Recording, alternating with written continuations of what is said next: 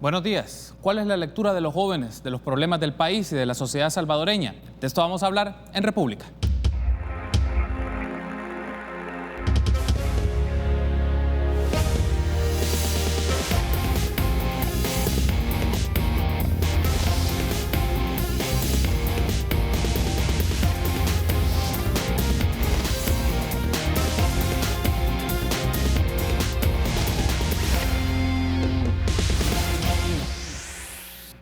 Muy buenos días, qué gusto que nos acompañe en una nueva edición de República. Les saluda Carlos Monterrosa, es un agrado que esté con nosotros por la mañana, viernes 7 de junio del año 2019, finalizando una semana de actividades laborales, políticas, administrativas, muy intensa esta semana, pero deseando que para usted ha sido muy provechosa y deseando que el fin de semana sea muy bueno para usted también y para toda su familia. Vamos a hablar todo el programa, lo vamos a dedicar para un panel desde la perspectiva de jóvenes profesionales sobre los retos del país, cuáles son los principales problemas, pero también cuáles son los principales retos y apuestas que se deben tomar por los diferentes agentes políticos, no solamente de las nuevas autoridades en el órgano ejecutivo, también en el órgano legislativo, en la Corte Suprema de Justicia, otras expresiones de la sociedad. Pues nos interesa tener esta lectura de jóvenes, esta perspectiva de jóvenes profesionales para entender un poco mejor el país y también un poco su lectura de la coyuntura política, qué está pasando últimamente sobre la gestión del gobierno y algunas decisiones y los mecanismos a través del cual se están comunicando dichas decisiones. Y es un gusto para mí recibir a Leonor Selva, especialista en políticas públicas. Recibimos también cordialmente a Jorge Meléndez del Partido Socialdemócrata y también está con nosotros Gabriel Sura de la organización Participación Ciudadana y Juventudes de Futuro Abierto. Buenos días, bienvenidos a República, qué gusto que me acompañen temprano por la mañana. Leonor, qué gusto tenerla nuevamente. Buenos días, muchísimas gracias por la invitación. Gracias por estar con nosotros. Gabriel, bienvenido, qué gusto que nos acompañes. Un gusto, Carlos, también es un gusto compartir de nuevo un espacio contigo. Muy buenos días también a la teleaudiencia y buenos días también a Leonor y a Jorge que nos acompañan el día de hoy. No, gracias a ustedes por estar con nosotros. Jorge, bienvenido, buenos días. Muchas gracias, Carlos, felicitarte por el programa. Gracias. Primera vez que estoy yo aquí en este programa.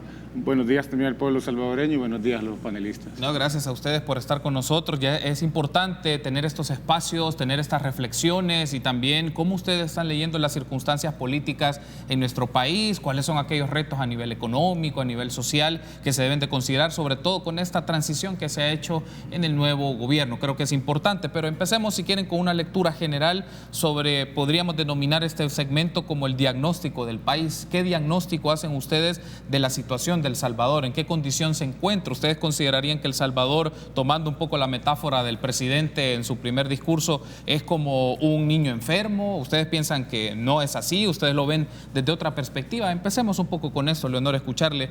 ¿Cuál es su diagnóstico? ¿En qué condiciones ustedes ven en este momento el país? Yo creo que lo que ha caracterizado el país en los últimos años es una especie de estancamiento, ¿verdad? No terminamos de caer en una crisis así que sea realmente un desquebrajo del país, pero digamos que nuestros indicadores todos son un poco mediocres, o sea, crecimientos de 1%, 2%. Estamos estancados, diría yo. En todas las áreas falta mucha innovación, creo yo, y ha faltado un poco de audacia en todas las áreas para resolver los problemas de la situación del país. Y creo que la seguridad sigue siendo la crisis más alarmante y la que afecta la vida del salvadoreño de forma más urgente. Decimos entonces economía, inseguridad, y usted considera cómo ve a estas expresiones políticas, a estos actores políticos, aquellos que tienen como un poco de entrada el protagonismo para trabajar estos problemas que usted me describe. Creo que una parte positiva es que se está rompiendo la inercia de alguna forma, ¿no? Y creo que también espero yo que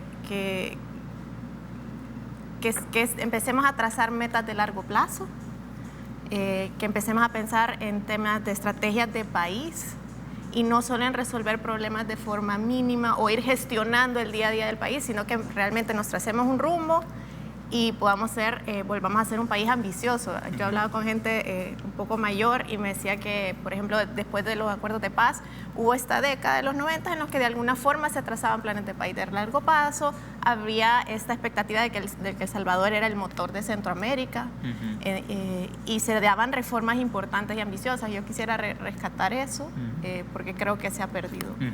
Bueno, tenemos entonces las primeras apreciaciones de Leonor sobre esto, en el cual del tema de seguridad, del tema de economía, pero también un poco que los protagonistas puedan planificar en función de largo plazo y tenerse algunos retos significativos para la sociedad salvadoreña. Gabriel, ¿cuál es tu diagnóstico del país? Sé que no resulta tan fácil responderlo en cuestión de 3 minutos, pero tener una lectura desde tu perspectiva de cómo estás viendo El Salvador.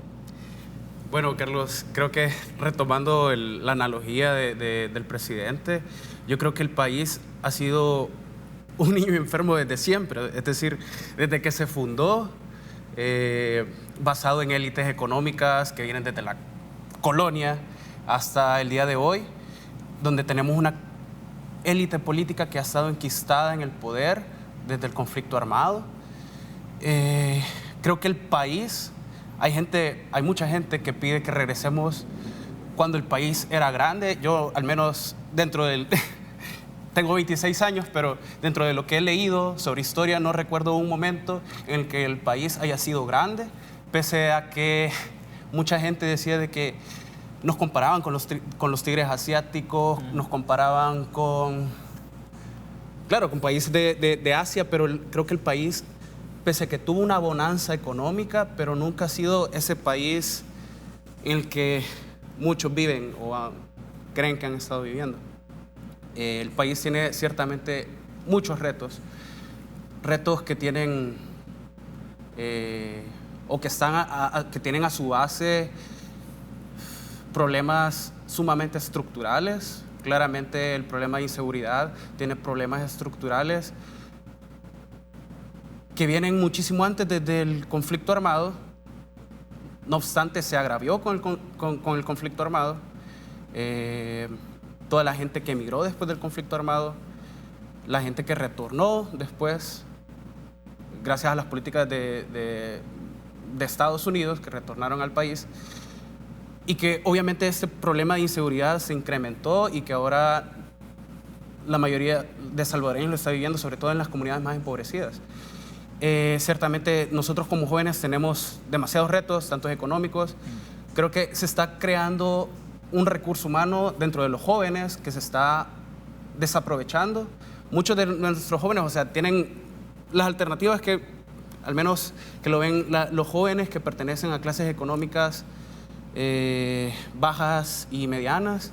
Las alternativas son, 1, o emigrar; 2, lamentablemente, ver otras oportunidades no lícitas; y 3, aquellos que sepan inglés, pues lamentablemente entrar en un centro de contacto, call center, que creo que ahí es donde se está perdiendo nuestro recurso humano. Creo que no es hacia donde nosotros debemos de apuntarle.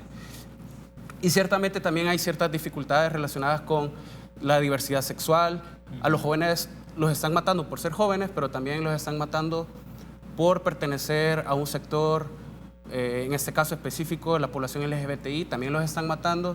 La población LGBTI, por ejemplo, ni siquiera están esperando que se apruebe el matrimonio igualitario, sino que están velando porque se cumplan sus derechos más básicos. El derecho más básico, en este caso, es el derecho a la vida.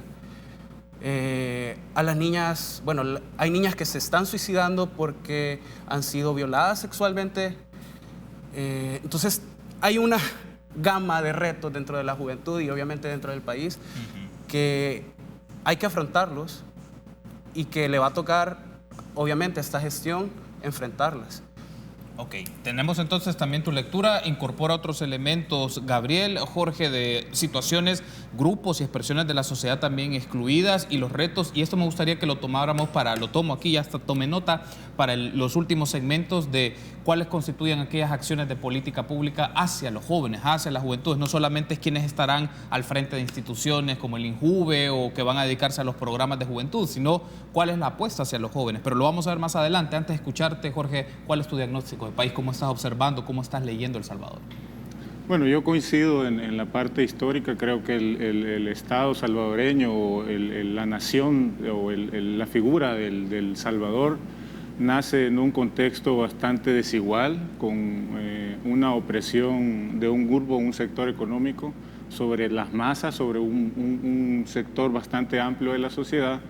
Y ese Estado ha ido evolucionando, pero no ha evolucionado lo suficiente. De hecho, seguimos teniendo un Estado y un sistema de poder que sigue teniendo esos elementos de colonialismo, esos elementos de dictadura, y que creo yo que en esa parte del poder, en esa parte de cómo se ha construido el país, sí hay un reto bien importante en cuanto a que el Estado, nosotros tenemos todavía muchas deficiencias en cuanto al sistema de justicia.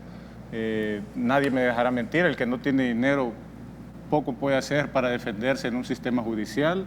Está abarrotado de casos y de gente que ha sido, digamos, vejada, ultrajada, y que, bueno, ahí tenemos un efecto un poco triste, la verdad, lamentable profundamente, de un sentimiento humano de alguien que se suicida al no encontrar una solución, una vía legal, porque eso es lo que una civilización debe buscar, un Estado debe buscar, la solución legal ante un abuso, ¿verdad? Ese es el trabajo, pero también se ve a nivel de partidos políticos. Vemos el tema de cómo el poder político va copando las instituciones y si uno pertenece a una élite política, también pertenece a una escala en la que no sirve al ciudadano, sino que más bien se sirve del ciudadano. Estamos en un nivel que francamente no es deseable, porque nosotros vemos otros países donde realmente los funcionarios públicos son controlados, son escrutinados, y si cometen el más mínimo error, renuncian, ni siquiera les piden el despido de la ciudadanía, ellos presentan su renuncia.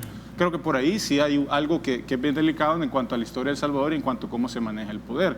Ahora, en términos ya actuales, de la coyuntura actual y de los gobiernos que han venido a partir de la democracia, que ha sido un logro importantísimo para la historia de este país y lastimosamente a través de una guerra civil, nosotros en esa democracia yo me siento alegre porque hemos vivido alternancia de arena y el frente, y aunque podamos criticar todos los elementos de corrupción o toda la falta de acción que pudo haber tenido el frente, yo recuerdo muy bien cuando llegó al poder que muchos dijeron me voy en balsa a Haití, por decir lo más absurdo de todo, pero o sea, se esperaba que el país colapsara, que quebrara, y eso no pasó, como bien dice Leonor, y ahí lo comparto entonces. Hemos tenido de cierta manera estabilidad política, ha habido una alternancia y se ha respetado. Hoy en esta elección era preocupante. Nosotros, y ahí quiero corregir, yo no soy de un partido, porque el partido nos los cancelaron arbitrariamente y nos cancelaron por bloquear al que ahora es presidente de la República. Y era una situación preocupante, ¿verdad? Porque entonces ya ahí pareciera ser que la vía legal para acceder al poder se estaba manipulando, ¿verdad? Y bueno, podrán analizar la historia y las decisiones que tomaron, pero eso era preocupante. A mí me alegra, sinceramente me alegra que haya habido alternancia y que se haya permitido, ¿verdad?, de parte de los poderes, hayan sido lo suficientemente maduros para aceptar que una fuerza diferente a ellos pudiera llegar y gobernar. Y ese es un mérito a la democracia salvadoreña. Ahora, podemos evaluarlo desde el punto de vista de gobierno, no solo del plano de corrupción, ¿verdad? Yo también ahí del plano económico, hay historia económica. Sí, es cierto, ha habido crecimiento económico en algunas etapas del país, pero no hay que confundir, el crecimiento económico no siempre es igual a desarrollo, ¿verdad? El hecho que nosotros podamos crecer más no quiere decir que vamos a desarrollarnos más, y no quiere decir tampoco que el bienestar social se va a dar para las mayorías. Ahora, el crecimiento indispensablemente tiene que ser parte de una estrategia de desarrollo, eso es indispensable.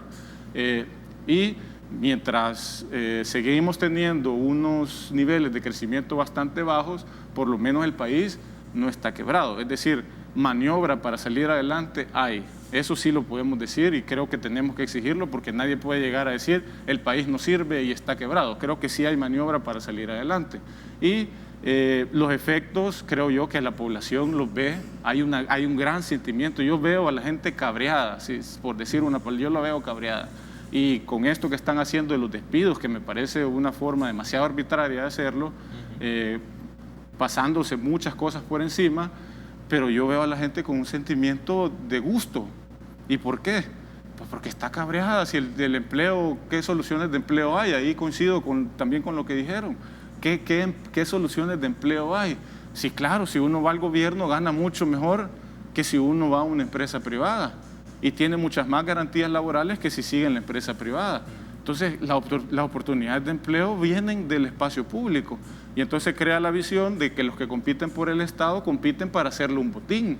¿Verdad? Y la gente que llegó lo que quiere es trabajo ahí, no quiere que el país se solucione, sino trabajo. ¿Pero por qué? Porque estamos en una situación crítica económicamente y yo creo que ahí caemos en el error político. Quieren ser paternalistas y quieren decirles, los que llegan como políticos quieren decir, niños, yo los voy a ayudar, están enfermos. Ese es un error. Porque aquel que quiera conducir el Estado paternalistamente en una economía de mercado, en un sistema democrático, va a caer en los mismos errores y el país no va a salir adelante. Necesitamos temas de largo plazo y necesitamos que la visión del Estado no sea ni paternalista ni de un botín. Hemos tenido entonces un primer acercamiento, una primera lectura que ustedes nos ofrecen del país, elementos económicos, elementos políticos, las transiciones que se han dado. Me parece un elemento significativo también que en este último periodo de los 10, 15 años que se van a considerar, también ha sido cambios de gobierno con diferentes partidos políticos o expresiones políticas, lo cual es significativo. Tengo que hacer la pausa, pero al regresar ya hablemos directamente a la coyuntura actual. ¿Cuál es la apreciación que ustedes tienen del significado del proceso electoral, la victoria que tuvo Nayib Bukele y Félix Ulloa, su toma de protesta, su juramentación y qué están haciendo en este momento? ¿Qué lectura podemos hacer y cómo eso puede transformar o no los mecanismos o las formas a través de las cuales la política se desarrolla en el país? Volvemos en minutos.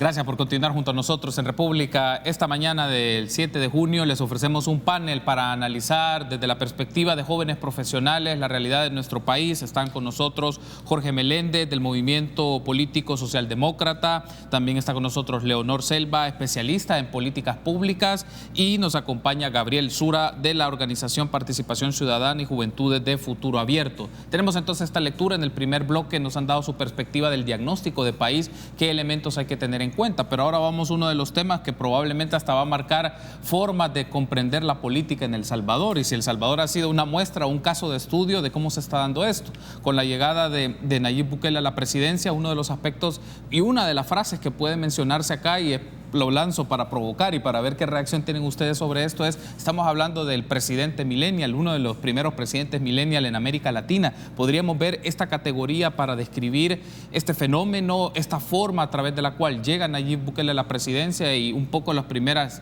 líneas o los primeros elementos que podemos ver de sus decisiones y forma de comunicación, Leonor? Yo creo que ahí hay varios aspectos, vea. Ciertamente por su edad es un presidente millennial, representa una generación que ya no vivió la guerra civil, no fue parte activa de la guerra civil, y creo que en gran medida su gabinete también refleja eso. O sea, su gabinete está conformado por tecnócratas, ya no necesariamente millennials, pero fueron aquellos que eran estudiantes en la época de la guerra y ya no participantes activos del conflicto.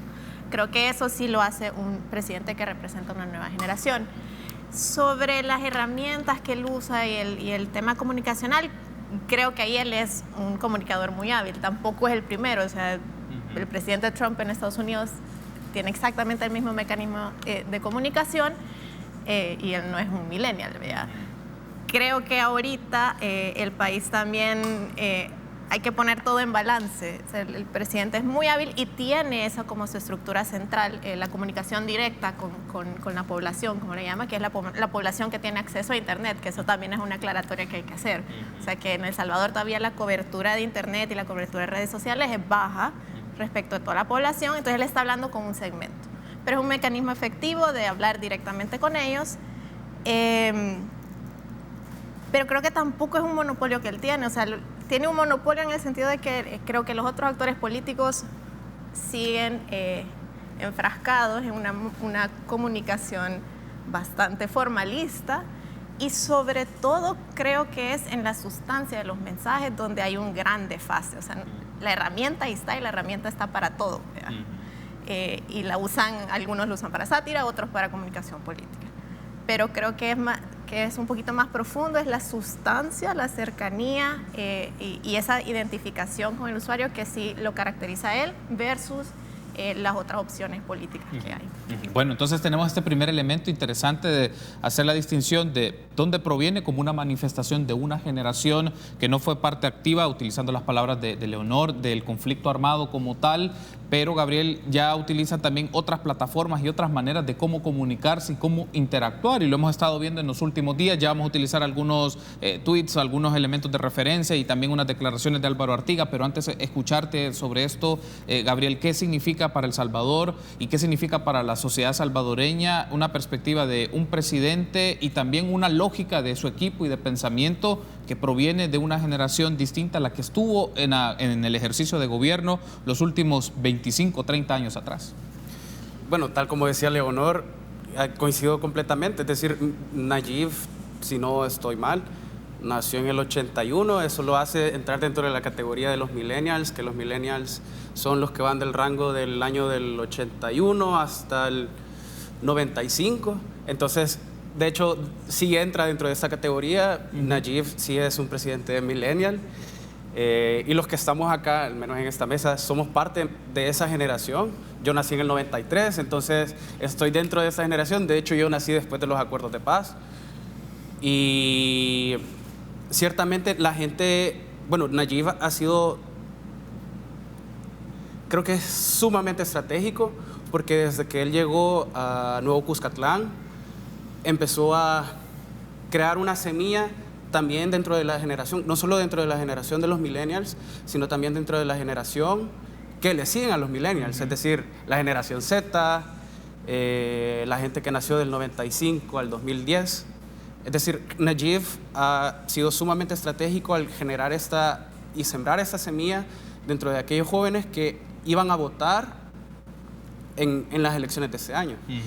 Y claramente ha sido sumamente estratégico utilizando esta nueva forma de comunicar, que es a través de las redes sociales. A son de broma, espero que mantenga utilizando solo Twitter, porque si empezamos a revisar Facebook, Snapchat y Instagram, se nos van a acabar los datos, pero realmente espero que ese sea el único medio de comunicación que utilice para hacer llegar su mensaje. Y es sumamente efectiva porque las estadísticas en cuanto al acceso al Internet han ido sumamente incrementando. Estamos hablando de que, según estadísticas del estado del Internet en el mundo, el 57.7% de la población salvadoreña tiene acceso a Internet. Y no solo es el acceso a Internet, también el 159% de la población, hay una penetración del acceso a celulares del 159%. Sí, así es. Es decir, que los salvadoreños tienen al menos más de una tarjeta SIM o más de un celular. Y eso es sumamente estratégico al momento de crear una campaña o utilizar las redes sociales como una forma de comunicar, y ha sido sumamente estratégico porque ha enviado el mensaje, y el mensaje ha llegado a esta población ciertamente, y también es una forma, digámoslo, si no utilizas publicidad, es una manera gratis de utilizar y hacer llegar tu mensaje de forma masiva también. Ahora, Jorge, ¿qué piensas tú de esta lógica? Bueno, ya nos mencionaba Leonor y también Gabriel, el tema de las plataformas, el tema de los mecanismos virtuales, toda esta serie de redes sociales como una forma de comunicar. Discutirán en los espacios los especialistas en comunicación política si es horizontal, si es vertical, qué targets, a quiénes va dirigido, pero el hecho mismo de que un presidente lo haga de esta manera también permite observar la forma en la cual la interacción o la comunicación por lo menos va a estar mediada a través de una plataforma que la gente poco a poco se va a ir involucrando más para saber qué está ocurriendo. Bueno, quizás sobre el tema generacional. Claro. Pues es difícil definir a alguien por la generación en la que nació, ¿verdad? Por los años. Es parte, digamos, del contexto en el que uno nace y sí le da ciertas características. Yo creo que la característica principal en este país, coincido con lo que han dicho, una es que no vivieron la guerra y que por tanto desconocemos muchas de las situaciones y las vivencias que se tuvieron ahí. Las podemos leer, pero no las vivimos, ¿verdad? Y ahí yo quisiera también subrayar el hecho del tuit que Nayib hizo, que pues sí, un tuit que pareciera ser que son órdenes. La verdad que es una cosa un poco... yo ahí sí que no coincido plenamente en que es bueno que lo formal pase a lo informal de las plataformas digitales cuando se trata de poder formal, ¿verdad? Porque el poder formal se hace formalmente para garantizar, para dar garantías, ¿verdad? El hecho que esté escrito, el hecho que haya un papel. O sea, si a mí no me dan un papel, ¿yo con qué voy a reclamar? Palabra con palabra. Es decir, los ministros, por ejemplo, me dio una orden y le va a valer que la orden haya sido por Twitter. Es decir, hay cosas que sí, lo formal se tiene que cuidar, creo yo. Por lo menos cuando hablamos de poder público se tiene que cuidar. El juego político, pues ahí obviamente eso sí es parte es válido. Y creo yo que sí tiene mucho que ver con el tema millennial, pero más con la historia del desarrollo tecnológico. Ahora, lo que yo quiero subrayar ahí es, él hizo un tuit difamando a mi padre. Todo el mundo creo que lo sabe, y si no lo sabe, pues aquí yo agarro la oportunidad y disculpas de verdad por agarrar este espacio, pero es un honor de familia. No voy a dar opinión al respecto sobre eso, porque ya mi padre ya la dio, pero sí, ahí quedó constado y creo que es parte de la documentación, por lo menos debería ser parte. He oído que la Sala de lo Contencioso lo ha tomado como ya parte de una declaración pública. Pues ahí veremos qué es lo que pasa, pero sí creo que es una falta de respeto, una cosa incorrecta, habiendo ya habido un juicio, siendo sobreseído. El presidente no es el Poder Judicial. Eso es para que quede claro y que lo entiendan la población. La población, porque ya un funcionario público debe entenderlo, debe sobreentenderse que ya lo entiende. Ahora, sobre el tema millennial, nosotros hemos tenido un desarrollo tecnológico a nivel mundial que se ha adoptado, y la globalización también ha permitido que lo adoptemos aquí, y han cambiado modelos de negocio, han cambiado entonces también los modelos de hacer política. Obama fue el primer ejemplo mundial que se tomó en todos los periódicos, y es el ejemplo más sonado de cómo ocupar los medios y de cómo ocupar Twitter para hacer comunicación política. Luego le sigue Trump, y Trump, pues nadie me dejará mentir que es un maestro del uso del Twitter y de los comentarios un poco polémicos, ¿sí? En esa línea entra él, y justo como decía Leonor, ni Trump ni Obama son millennials. Entonces no es tanto que uno sea millennial, sino es que más que el desarrollo tecnológico de hoy permite hacer eso. Y hay que tomarlo también en la justa medida.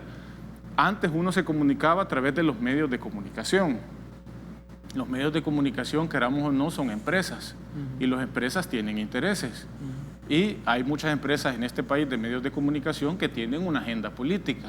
El hecho de poder pasar sobre esa agenda política y poder hacer comunicación masiva, directa, pues le da una gran ventaja a cualquiera, o le da una libertad que antes no existía. Creo que ese es un elemento importante, y creo que tenemos que aprovecharlos todos, no solo el presidente, todos los ciudadanos, todos los que queramos nosotros participar en formar el país, en darle una modelación al país, debemos entrar en esa dinámica, porque es gratis en teoría, porque hay que tener un celular y los datos, como decía bien Gabriel, pero es mucho más accesible que ir a un medio de comunicación. ¿Cuántos pueden venir a una entrevista? ¿A cuántos nos pueden dar espacio para participar? Es bien difícil. Pero en el Twitter uno crea una cuenta, opina y ya está en la opinión pública. Por eso es importante, y ese desarrollo tecnológico es importante. Ahí yo creo que no hay marcha atrás.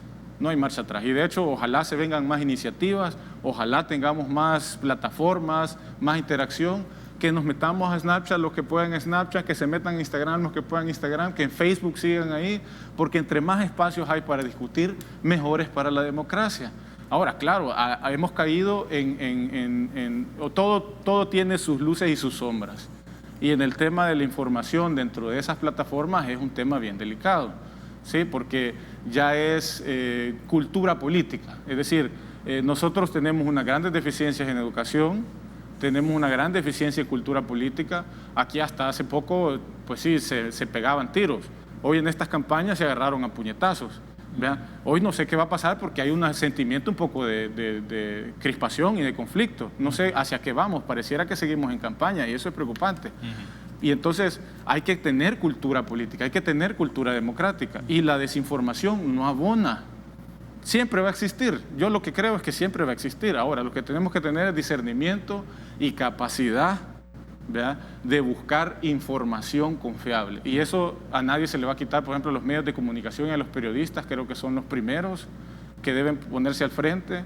de esa búsqueda de información y de comunicar algo sustentado, porque aquí podemos caer en esos errores. Tengo que hacer la pausa, pero al regresar ampliemos un poco más estas ideas que han mencionado y qué reacción implica para ustedes el hecho de estos mensajes y dar nombramientos, órdenes a través de esto. Es un efecto más de comunicación y generar un impacto de que se ejerce el gobierno, pero ¿dónde queda esta ala de lo formal? Que creo que es importante considerarlo, y también incorporar otros temas de cómo esta composición de gabinete y cuáles son las primeras ideas o líneas de acción hacia un nuevo gobierno que enfrenta retos muy marcados en la seguridad pública, en la economía, en el acceso a la justicia, entre otros elementos. Volvemos en instantes.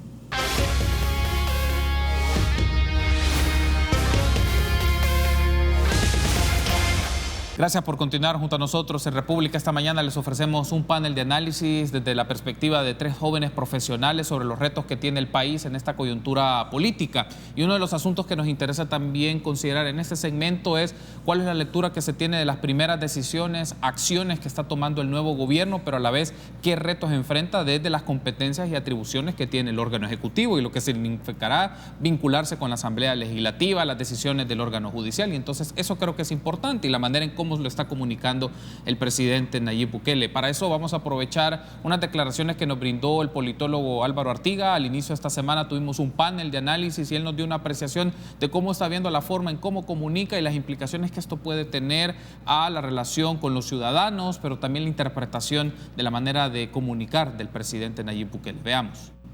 En tanto, quienes se ilusionan son los del llamado pueblo, ¿verdad?, que creen tener a un presidente cercano con quien se puede hablar, pero que en la práctica no es así, ¿verdad? Tanto que la información fluye de un lado, ¿verdad?, hacia el pueblo. Es una comunicación vertical totalmente. Crea ilusiones con un grupo de ministros y ministras, ¿verdad?, por primera vez en la historia paritario. Naida lo repite, ilusionada. Pero vea la segunda línea, todos los otros funcionarios, ahí ya no hay 50-50. Pero crea la ilusión. Manda a quitar el nombre de Domingo Monterrosa a la 3ª Brigada. A todos los defensores de derechos humanos les crea la ilusión de que vaya, ahora sí.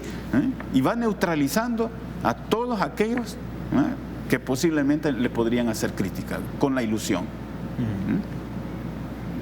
Hay que esperar, digo yo, a que haga cosas. Y como yo siempre he dicho, no es el presidente, son los que están en los puestos.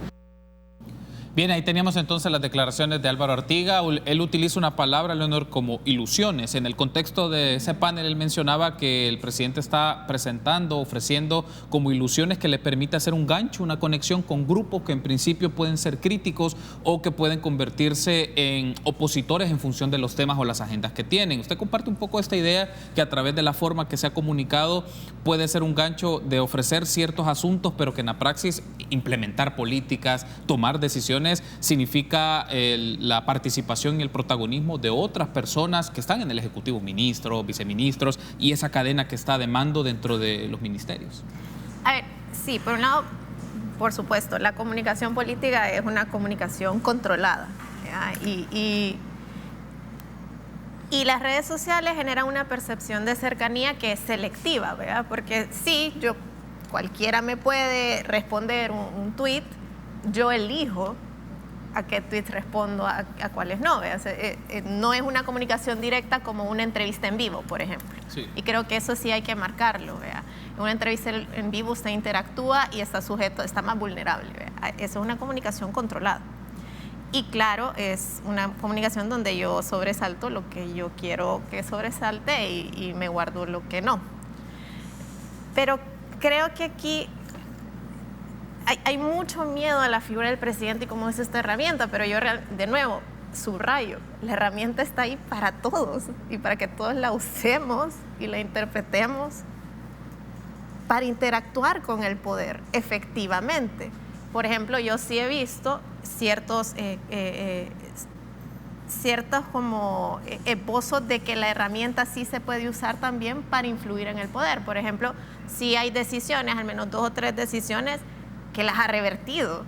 O sea, por ejemplo, el nombramiento del subdirector de la PNC. que precisamente se anuncia o se vuelve público que era una persona que estuvo implicada en el caso de Katia Miranda, y hubo un rechazo ciudadano, ¿verdad? Y eso fue un rechazo no organizado. Entonces, pensemos también en el potencial de que es una herramienta que si nosotros como ciudadanía nos organizamos y aprendemos a usar la herramienta como la usa el presidente, podemos usarla a nuestro favor. Y creo que lo mismo va a las oposiciones políticas y todo, pues la herramienta es objetiva y está ahí para todos. Nosotros también tenemos el reto de empecemos a utilizarla también a nuestra conveniencia. Pero sí, estoy de acuerdo, es algo que él está usando muy hábilmente, hay señales que le está mandando. Ahora, yo ahí también lo pongo en perspectiva, como sí, era un gesto bien emblemático y es un gesto, no sabes, es un gesto simbólico, por ejemplo, lo de el coronel Monterrosa, pero bueno, eso te demuestra si era tan fácil de satisfacer, era una petición así tan fácil como alguien mande a pintar un muro. ¿Por qué no lo pudieron hacer otros actores antes? ¿Vea? Que creo que es un cambio de chip. Algo que él está mostrando, y puede ser un mensaje y todo, es que él no va a poner la burocracia como excusa. Claro, después yo, y espero que sus ministros, por ejemplo, con estos despidos masivos, espero que sus ministros entiendan que los responsables de llevar a cabo el proceso legal como es, porque son ellos los que responden legalmente también si hacen algo incorrecto, son sus ministros. Entonces entiendan, yo espero que sus ministros también entiendan que es un show mediático la orden en Twitter, pero que ellos luego tienen que seguir el proceso legal como se debe. Ese punto que usted menciona, Leonor, quiero conectarlo para escucharte, Gabriel. Este hecho mismo de comunicar a través de Twitter, la plataforma está, y yo coincido totalmente con la apreciación de Leonor, para los usos que se den políticamente, y hay una estrategia más de terreno, por decirlo de esta forma, de las organizaciones políticas, las asociaciones políticas.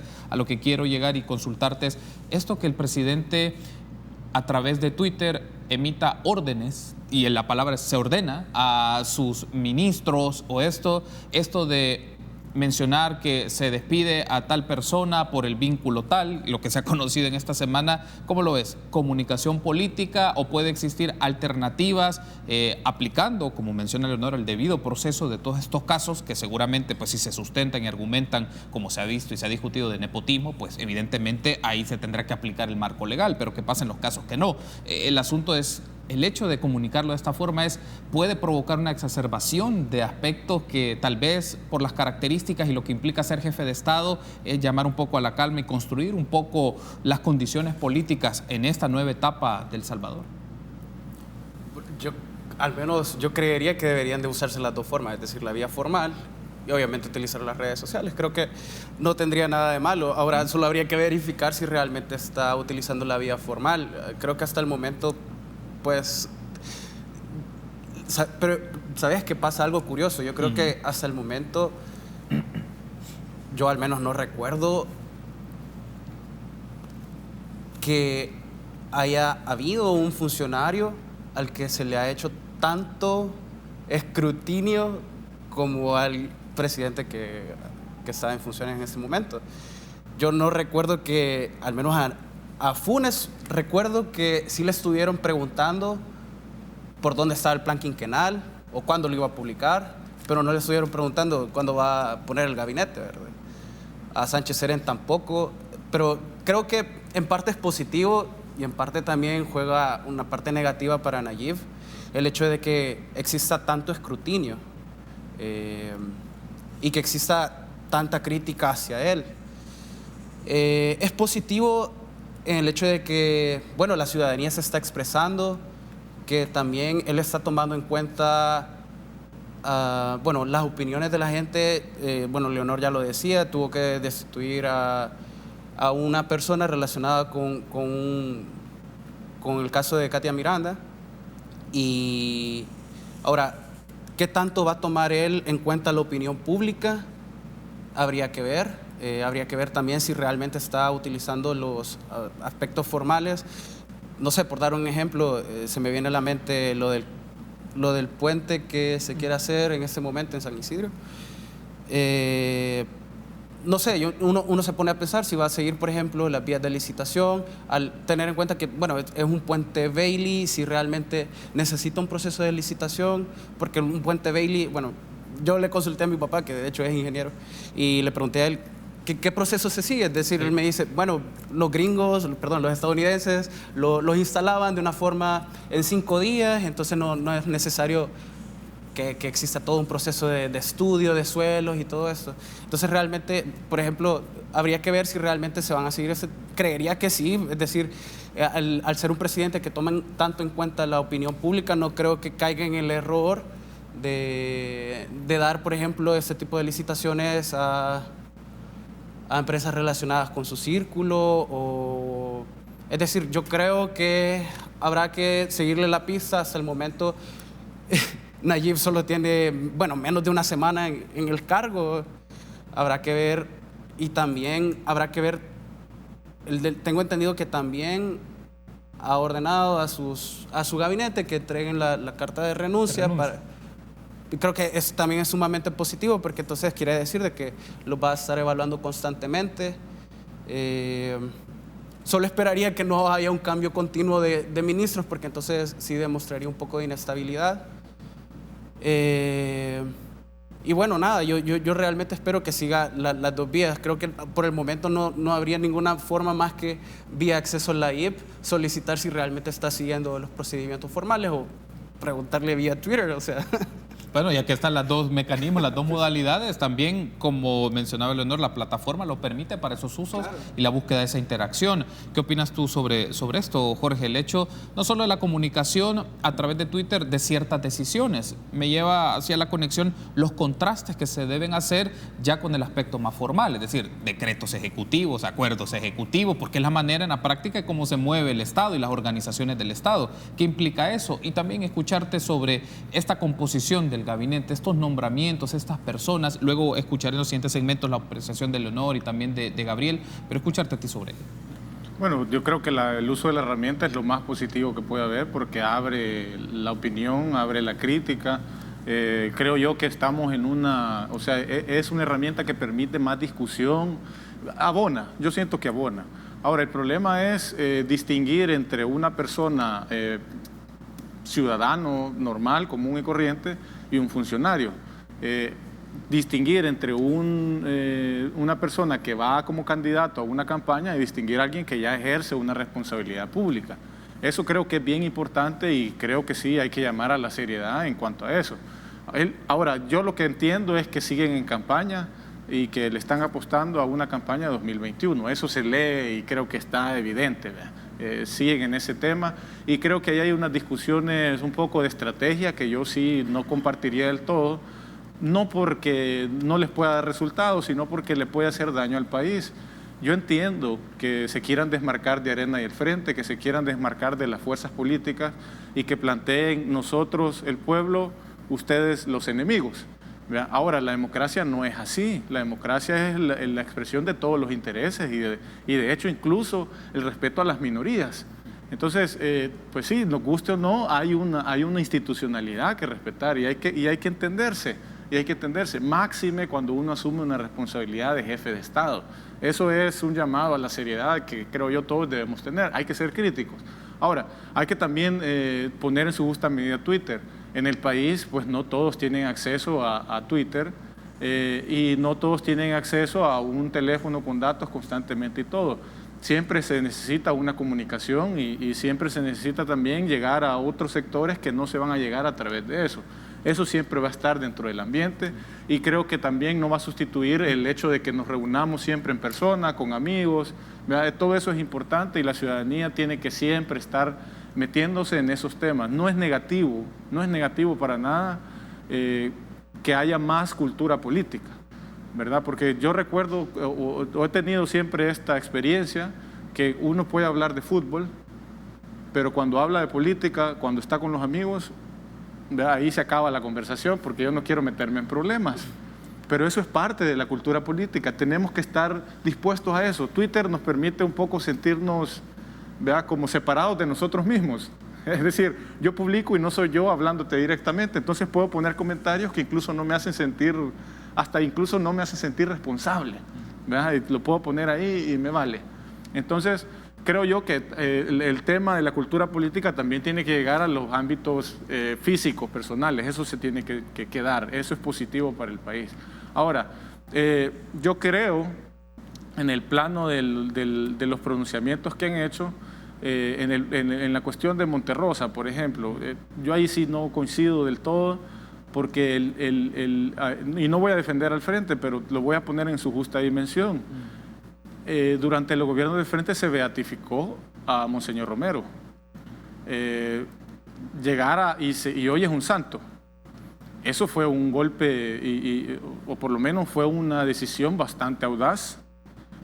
Fue una decisión dura para el país, porque hay muchos sectores que se opusieron y están todavía opuestos a esa situación, y creo que eso nadie lo puede negar, es un mérito y es valentía. También hay que decir que el Frente expresaba la guerrilla, o sea, sigue expresando, muchos de los que están ahí siguen expresando guerrilla, y pues aunque nosotros digamos que por qué no lo hicieron, pues el conflicto entre poderes, entre la Fuerza Armada, que se tuvo que mantener siempre ahí, y el hecho que el FMLN haya podido llegar al gobierno, eso generaba muchas dudas, mucha incertidumbre para ese sector. Y el Frente no se podía dar el lujo de andar jugando con esa institucionalidad, que es lo que yo digo, por lo menos que haya estabilidad y que no ha habido un desorden tan grande, una lucha de poderes, eso es positivo, eso es bastante positivo. Ahora, con el tema ya saliéndonos de las valoraciones del Twitter y de lo que ha hecho ahí, en el tema ya del gabinete, pues yo creo que sí es un poco irresponsable que no haya puesto el gabinete antes, no ni siquiera el gabinete, sino la comisión de transición. Eso creo que sí es o sea, no es una crítica personal, creo que es una crítica que todo el país debe tener. Es irresponsable, porque es parte de los procesos de recibir un Estado y todo. Puede jugar el papel político que quiera, pero yo creo que hay formas diferentes de hacerlo, debe ser un poco más serio, o sea, puede llegar a escrutinar el Estado, puede poner fiscales, auditoría y todo, pero hubiera recibido bien. Y si lo hubieran atacado, yo creo que hubiera salido todavía más elevado, hubiera podido todavía tener más prestigio. La forma en que lo hizo creo que fue la incorrecta. Ahora con los despidos, hay despidos que son justificados y hay despidos que no. Y los despidos que no son justificados los pagamos también los ciudadanos, porque después les van a dar indemnización, los van a poner ahí, y entonces, pues sí, el show pues nos costó a todos, ¿verdad? Y yo creo que la gente, repito, la gente está cabreada y le gusta. Pero una cosa es que le guste y otra cosa es que sea lo legal y lo correcto. Ok, tengo que hacer una pausa. Al regresar seguimos ampliando otros temas para escuchar la perspectiva de los jóvenes profesionales que nos acompañan. Volvemos en minutos.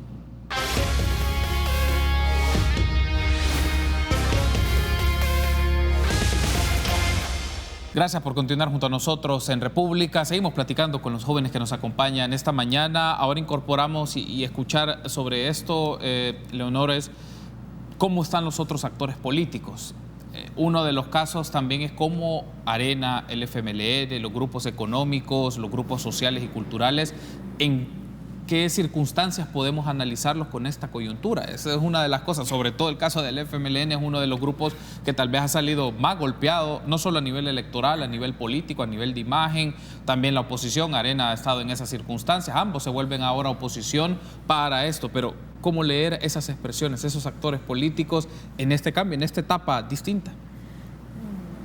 A ver, creo que en el escenario político yo los diría descolocados, pero creo que también en un momento de transición que yo espero que no se distraigan y crean que la solución es cómo uso el tiro y cómo no lo uso, como algunos diputados, ¿vea? Que hoy están como compartiendo demasiado y cualquier cosa con el afán, porque de nuevo creen que confunden que el problema o su crisis es de medio, y su crisis no es de medio, es de mensaje.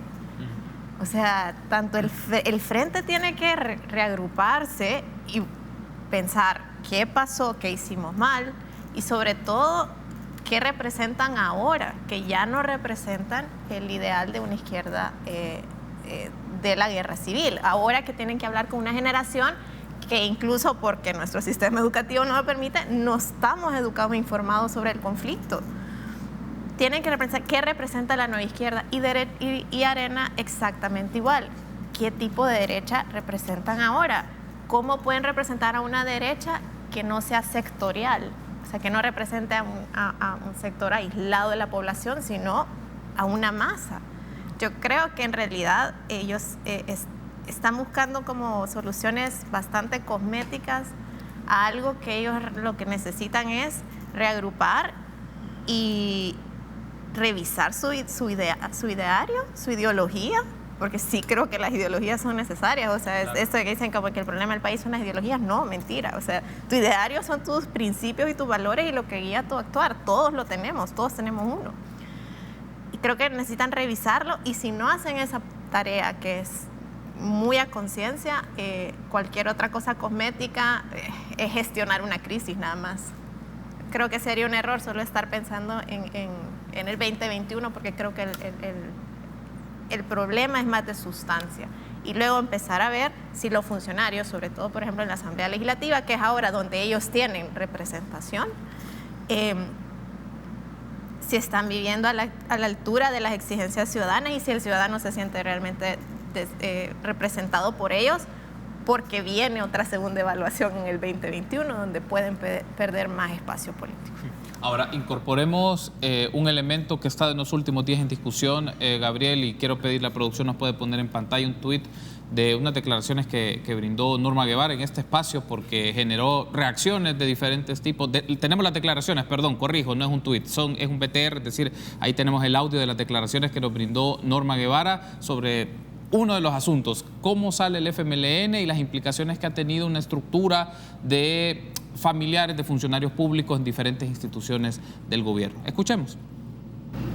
Todas esas personas son salvadoreñas, profesionales, con derecho al trabajo, no dependen directamente de su pariente señalado y no se les señala el despido por incapaces, por innecesaria la función, sino por el parentesco. Esto demuestra que la forma de ejercer gobierno del presidente actual es una forma irregular, ilegal, porque ¿a dónde van a ir a pedir trabajo los parientes de un funcionario? Van a ir a pedir a Honduras, a Costa Rica, a otro país. Se tienen que ir del país por ser parientes de un funcionario. Esas son de las preguntas que también la gente debe hacerse. Bueno, ahí teníamos entonces las declaraciones de Norma Guevara, secretaria general adjunta del FMLN. Gabriel, una reacción sobre esto por lo que se fue conociendo también por medios de comunicación y divulgaron de familiares, tanto en servicio exterior, en instituciones de gobierno, y lo que se ha expuesto también en los últimos tuits y declaraciones a través de esta red social del presidente. Pero ¿qué significa también el hecho mismo de cómo el FMLN termina su gestión, sobre todo con ese acto en concreto, con esos señalamientos, y cómo también le implica a un partido recomponerse en función de eso y generar nuevamente respeto, reacción y simpatía de los ciudadanos a pesar de la manera en cómo ha terminado? Bueno, a mí las declaraciones de la diputada Norma Guevara, no sé, me parece un insulto a... Ya no es diputada, pero secretaria de Juntas. Sí, perdón, pero me parece un insulto a la inteligencia de la población salvadoreña. Es decir, lamentablemente hay tanta gente en este país que no tiene un empleo, hay tanta gente que vive del empleo informal, y el hecho de no reconocer que cometieron un error por 10 años y de mantenerlo, y de continuarlo, de mantener gente, familiares,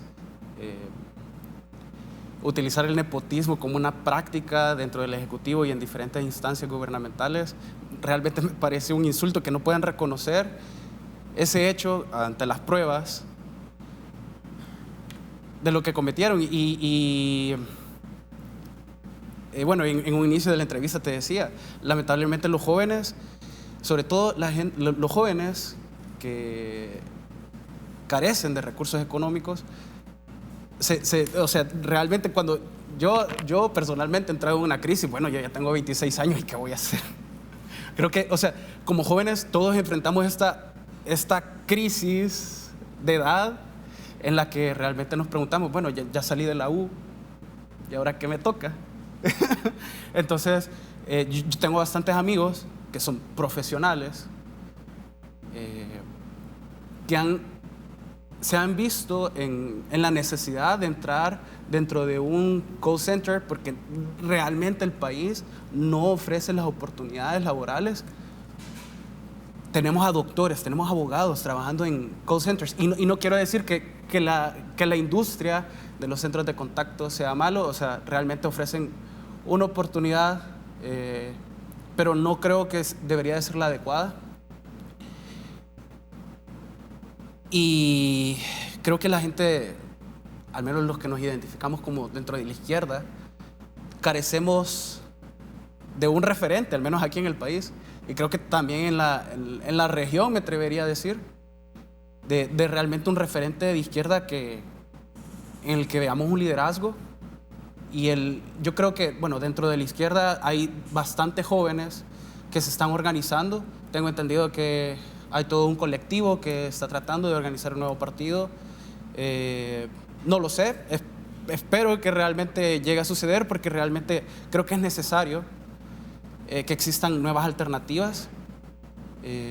Hay gente sumamente crítica del Frente que se identificó históricamente con el Frente y que se ha visto desilusionada por 10 años que, ya lo decía Leonor, es decir, no se atrevieron ni siquiera, y en el foro de un periódico digital lo dijo el ex secretario técnico, que por miedo no cambiaban el nombre de Monterrosa en el cuartel de San Miguel.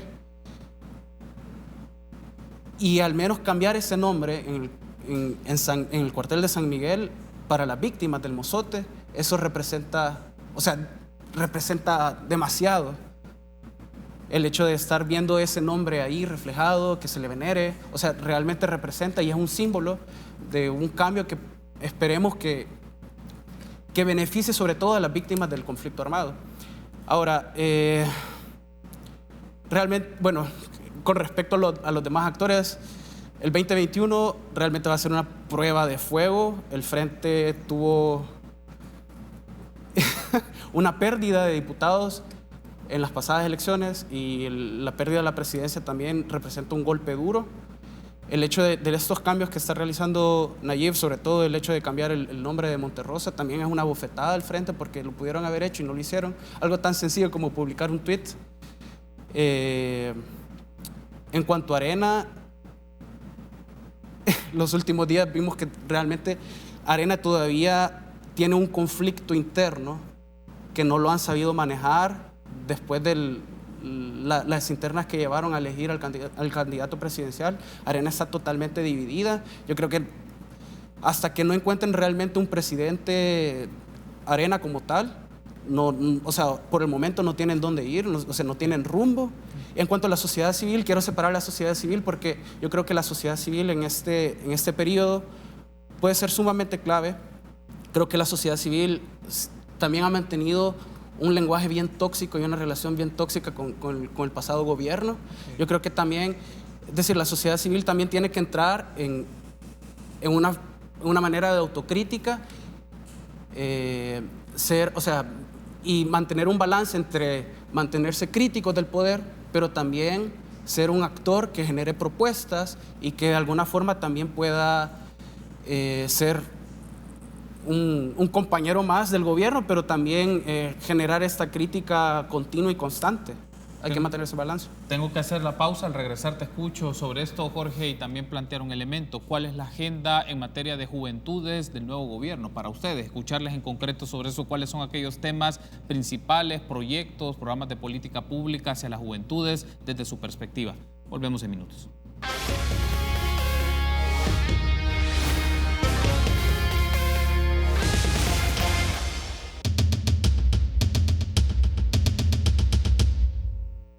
Leemos algunos comentarios que han llegado a través de nuestra cuenta de Twitter, @RepúblicaSB33. Rafael Mergíbar: por 30 años ha gobernado sin un real plan integral de desarrollo generacional. Se contaminaron jóvenes y viejos dirigentes políticos respondiendo a marcados intereses. Ahora se requiere de capacidad, entrega, no se debe seguir improvisando. Ahí están los problemas.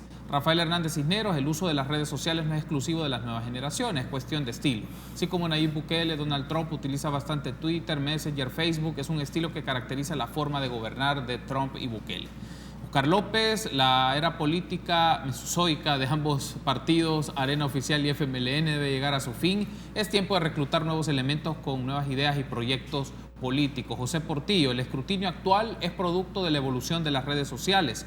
Hace 10 años la penetración en redes era abismalmente menor. El mundo ha cambiado y hoy se escrutina más a todos los políticos. Bueno, esos son los comentarios agradecidos a las personas que han tenido la gentileza de interactuar con nosotros a través de las redes sociales. Jorge, escucharte una reacción puntual, pero esto, ¿cuál consideras que es la agenda hacia la juventud, la agenda hacia los jóvenes que debe asumir el nuevo gobierno? Bueno, quizás solo voy a dar un breve respuesta sobre lo de Norman, que Norma Guevara, que iba bien y al final se fue al precipicio. Es terrible la aseveración por el hecho de la situación de empleo que está a nivel nacional. Y ahí es donde quisiera entonces tocar los temas más preocupantes del joven, creo yo, y de todo a nivel nacional, porque el joven no es una categoría especial o ajena a la sociedad salvadoreña. O sea, nosotros tenemos problemas de empleo, problemas de seguridad como los primeros y principales problemas que enfrentamos. Aquí, no me dejarán mentir, salir de una capa baja y llegar a una capa media es difícil y duro, es contra toda probabilidad. Ya no digamos llegar a la parte de ser rico, ¿verdad? Eso es, la movilidad social en el país es súper baja. Aquí es bien difícil salir adelante y eso no debería ser así. No tenemos que estar condenados a vivir en la pobreza. Y alguien que busque trabajar, ojo, porque tampoco se trata de ser paternalista, que es lo que yo digo y hay que tenerlo bien claro. El Estado no nos va a resolver todos nuestros problemas, ese es un error.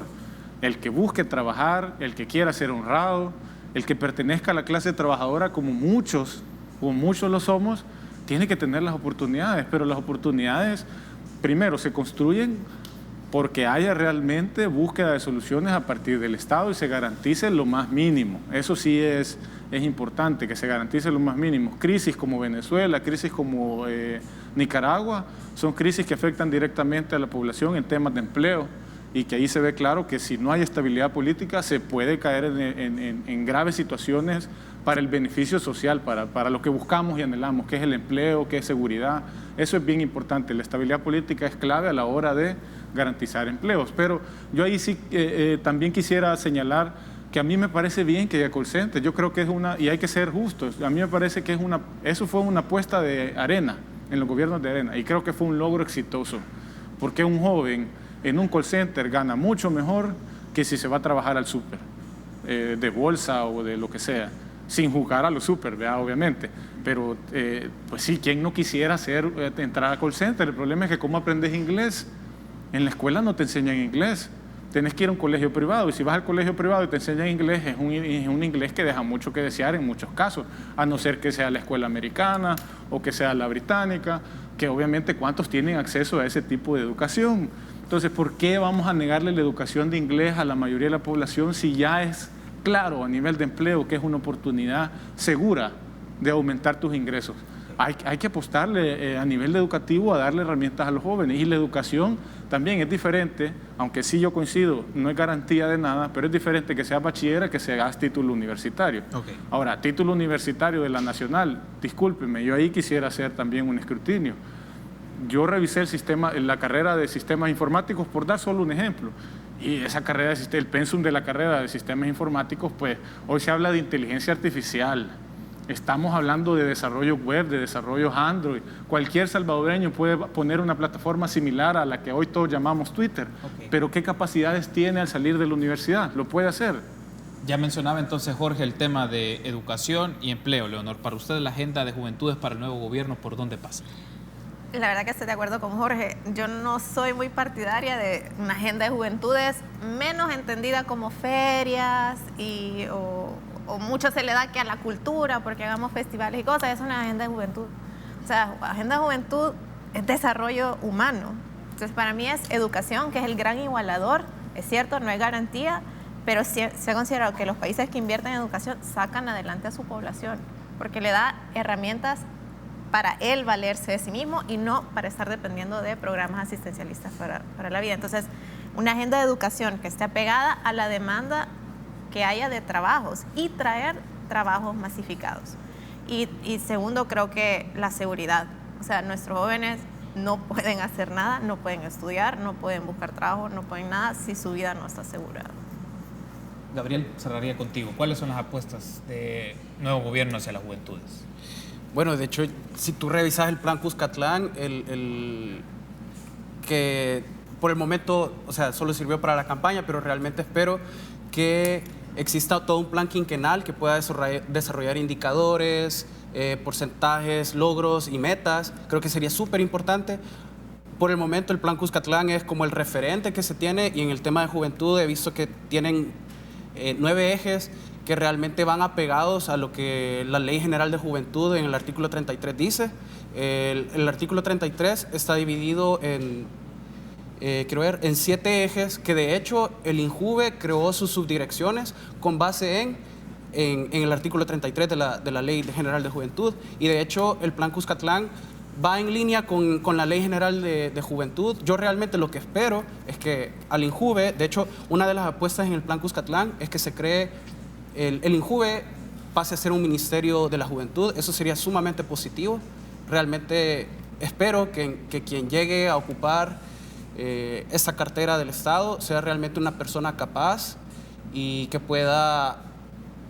no solo pueda, bueno, generar este tipo de eventos que creo que son importantes, que inició de hecho con Miguel Pereira, pero también creo que también es importante ofrecer alternativas a la juventud, generar espacios sobre todo de participación para la ciudadanía y para los jóvenes. Muy bien, quiero darle las gracias por haberme acompañado en este panel y tener sus lecturas, sus reflexiones de los diferentes temas. Me gustaría que nos volvamos a encontrar próximamente y seguir analizando la realidad de nuestro país desde sus lecturas, desde sus énfasis, de aquellas problemáticas que también son importantes para la sociedad salvadoreña, buscarle solución a esas problemáticas. Ha sido un gusto, Leonor, gracias por haber estado con nosotros. Gabriel, muy amable. Gracias, Jorge, por haber estado con nosotros, y a ustedes también, amigos y amigas, que tengan un buen fin de semana. Será hasta el próximo lunes, 6:30.